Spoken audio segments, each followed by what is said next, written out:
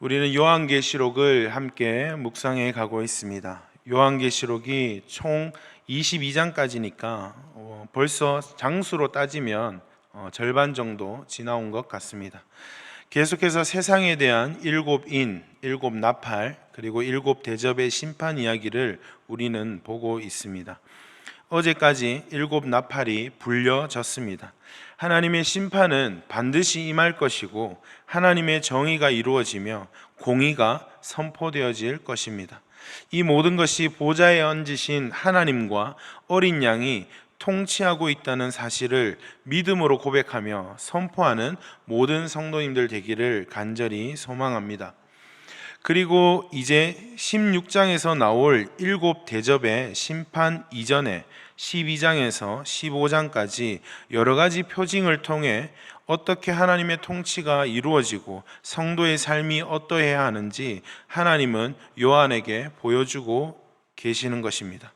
그 중심축을 가지는 것이 바로 오늘 12장의 말씀이고, 요한계시록을 읽는 1세기 독자들에게 익숙했던 그리스 신화에 등장하는 여자와 용의 모습을 보여주고 있습니다. 오늘 말씀 1절 말씀에 하늘에 큰 이적이 보이니 해를 옷 입은 한 여자가 있는데 그 발 아래에는 달이 있고 그 머리에는 12별의 관을 썼더라. 우리는 해와 달과 12별이라고 할 때 기억하는 성경의 장면이 있습니다. 바로 요셉의 꿈에 나온 장면입니다. 해를 옷 입고 달을 발밑에 두고 12별의 관을 쓴 이 여자는 즉 이스라엘 하나님의 백성을 가리키고 있습니다. 다시 신약 시대로 오면 예수 그리스도를 통해 세워지는 교회를 상징하고 있는 것입니다. 이 여자는 아이를 해산하기 위해 진통 가운데 있습니다. 그런 상황에 3절에서 용이 나타나고 있습니다. 하늘에 또 다른 이적이 보이니 보라 한 큰 붉은 용이 있어 머리가 7이요 뿔이 10이라. 그 머리에 7 왕관이 있는데 그 꼬리가 하늘의 별 3분의 1을 끌어다가 땅에 던지더라. 용이 해산하려는 여자 앞에서 그가 해산하면 그 아이를 삼키고자 하더니, 아이를 삼키려고 하는 이 용이 무엇입니까? 붉은 용입니다. 붉다는 것은 피 흘림과 살인을 상징합니다. 7 머리는 권위를 상징하고 10개의 뿔은 강력한 힘을 상징하고 있습니다. 7 왕관은 완전한 재력, 재정권을 상징하고 있습니다. 이 용은 9절에서 설명하고 있습니다. 오늘 9절 말씀에 큰 용이 내쫓기니 옛 뱀 곧 마귀라고도 하고 사탄이라고도 하며 온 천하를 꿰는 자라. 바로 마귀, 창세기 3장에 나온 그 뱀 사탄인 것입니다. 그 사탄은 우리를 꿰려고 합니다. 권세로, 권력으로, 그리고 힘과 돈으로 우리를 속입니다. 그 사탄은 아이를 삼키려고 합니다. 여자는 아이를 해산합니다. 그 아이는 누구입니까? 오늘 5절 말씀, 여자가 아들을 낳으니 이는 장차 철장으로 만국을 다스릴 남자라.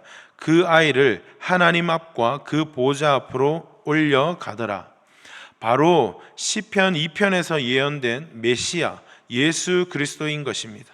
오늘 시편 2편 7절과 9절 말씀을 보시면, 내가 여호와의 명령을 전하노라. 여호와께서 내게 이르시되 너는 내 아들이라. 오늘 내가 너를 낳았도다. 내가 철장으로 그들을 깨트리며 질그릇같이 부수리라 하시도다.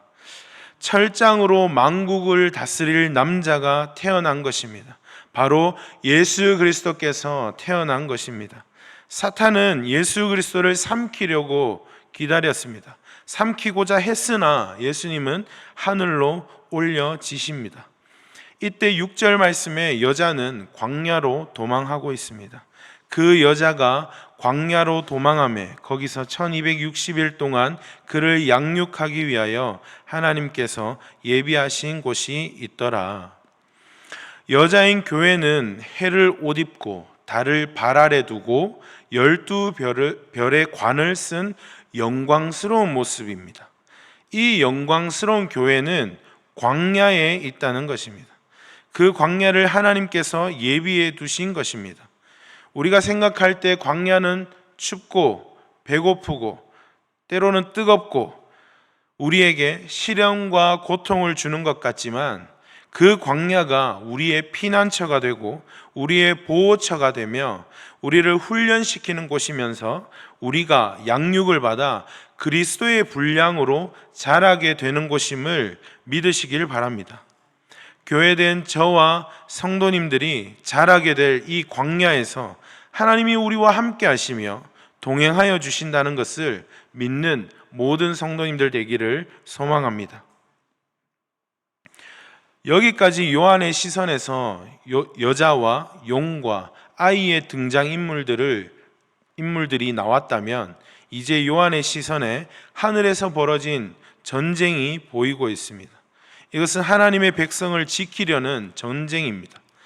7절 말씀을 계속해서 보시면 하늘에 전쟁이 있으니 미가엘과 그의 사자들이 용과 더불어 싸울세 용과 그의 사자들도 싸우나 이기지 못하여 다시 하늘에서 그들이 있을 곳을 얻지 못한지라.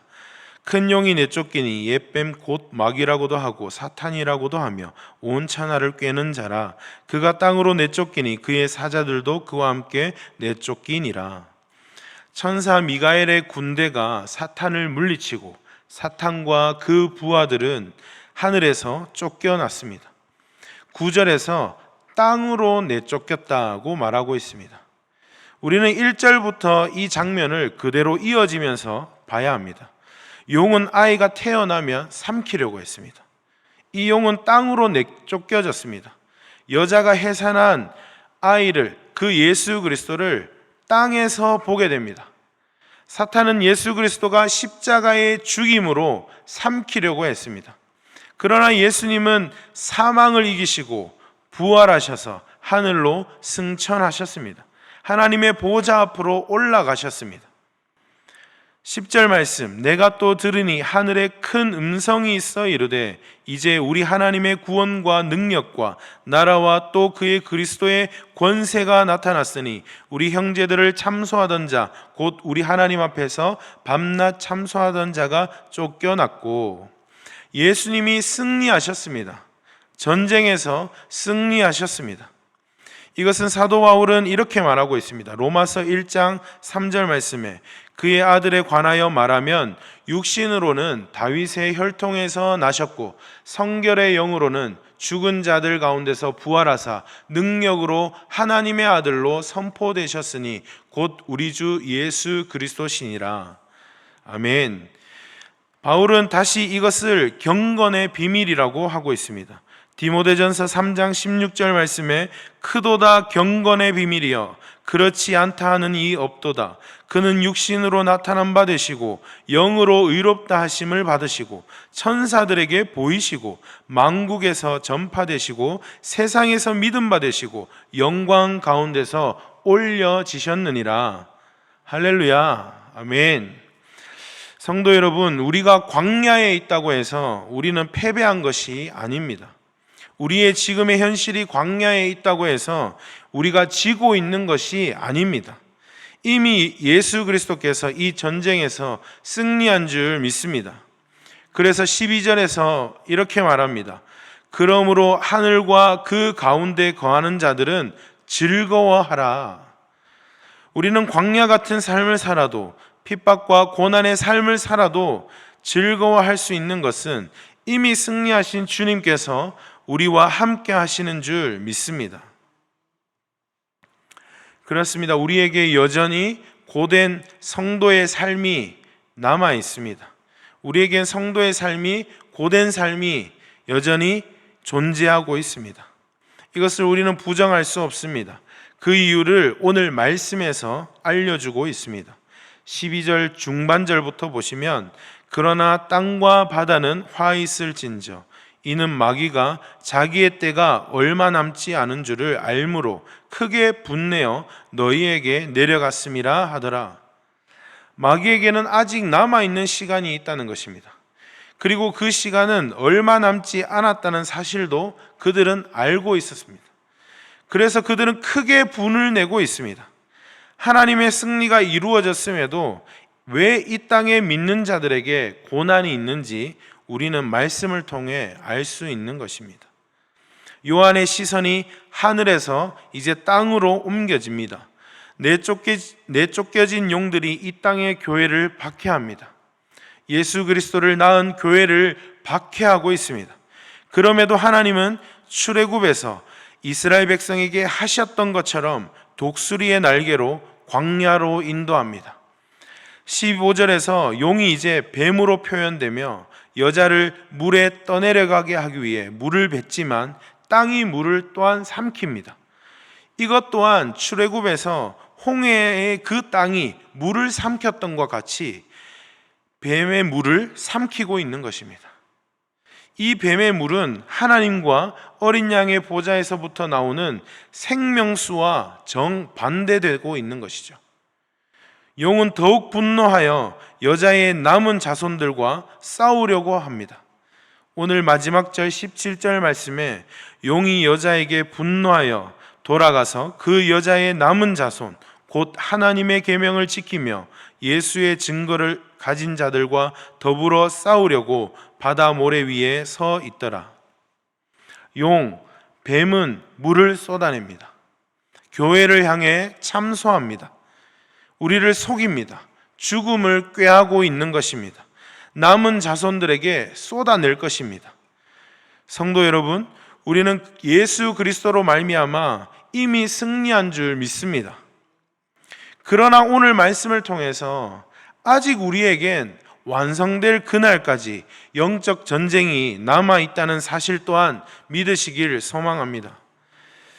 그리고 우리에게 무엇이 남아있습니까? 우리가 달려가야 할 믿음의 경주가 남아있습니다.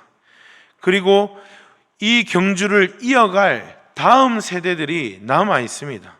진실로 남은 자손들이 있다는 것입니다. 이 남은 자손, 우리의 다음 세대의 자녀들이 하나님의 계명을 지키며 예수의 증거를 가진 자들이 다 될 수 있기를 간절히 소망하고 기도할 수 있기를 소망합니다. 우리는 이 다음 세대를 위해서 기도해야 할 줄 믿습니다. 제가 지난주에 좀 힘들어서 많이 울었다고 했습니다. 그런데 이번 주도 참 많이 울었습니다. 지난주에 우리 선교사의 날로 선교사님들을 만나고 나니까 자꾸 우리 자녀들이 보이는 거죠. 우리의 자녀들과 청소년들과 청년들이 보이는 겁니다. 생각나게 하시는 겁니다. 저 스스로도 더 믿음으로 살아내지 못하는 것과 복음으로 살아내지 못했다는 그 마음이 회개가 터져 나오더라고요. 우리의 자녀들을 주님 살려주십시오라는 기도가 제 안에서 울분으로 터져 나오는 것입니다. 우리는 지난 월요일과 화요일 그리고 어제 목요일까지 기도회로 또 모여서 함께 저녁에 기도했습니다. 그리고 오늘 또 금요 기도회로 우리가 모여서 기도하겠지만 우리는 밀리면 안 됩니다. 계속해서 기도해야 합니다. 사탄이 싸우려고 서 있습니다. 우리의 자녀들을 삼키려고 합니다. 우리의 자녀들을 속입니다. 힘들지? 더 편하게 해라. 어려운 거 하지 마라. 더 쉬운 거 해라. 네가 더 좋아하는 거 해라. 더 편한 걸 해라. 좋은 대학 가야 하는 게 더 중요하다. 좋은 직장 가는 게 중요하다.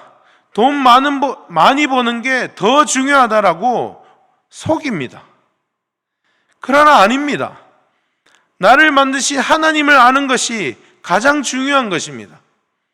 내 육체를 만들고 내게 호흡을 불어넣어 주신 창조주를 기억하는 것이 가장 먼저가 되는 것입니다. 모든 지혜와 명철이 하나님께로부터 나온다는 그 사실을 아는 것이 먼저인 것입니다. 하나님과 어린 양에 계신 그 보호자로부터 생명수가 흘러나온다는 것을 깨달아야 하는 것입니다. 나를 구원하신 예수 그리스도로 말미암아 즐거워하고 그분께 영광이 되는 삶을 살아야 한다는 것입니다.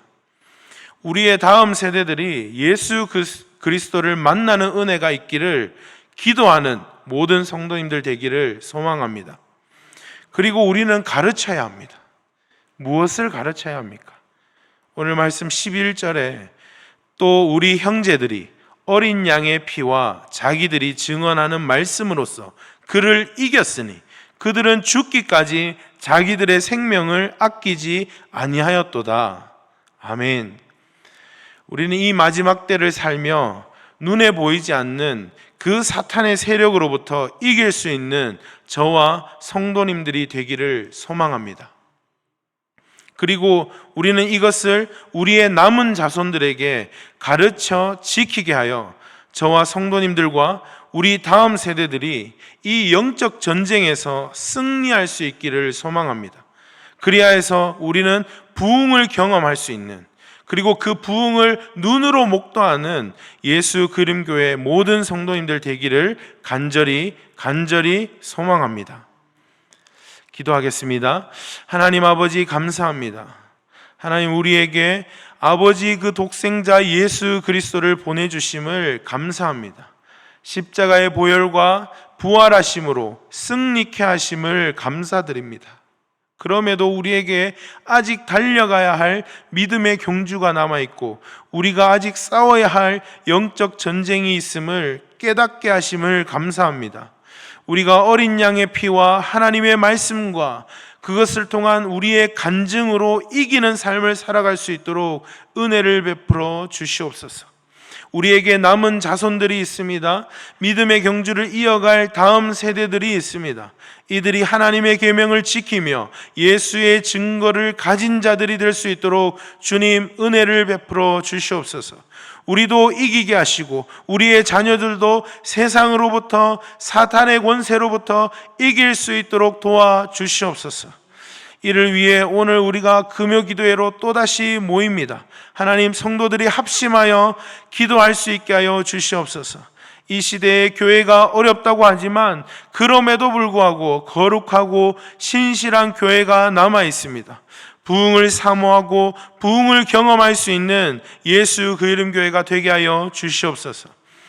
오늘의 하루의 삶에도 성도님들의 그 오고 가는 발걸음을 지켜주시고 하시는 일들과 모든 관계 속에 예수 그리스도의 능력과 사랑을 경험하는 하루가 되게 하여 주시옵소서. 우리 구주 예수 그리스도의 이름으로 기도드리옵나이다. 아멘.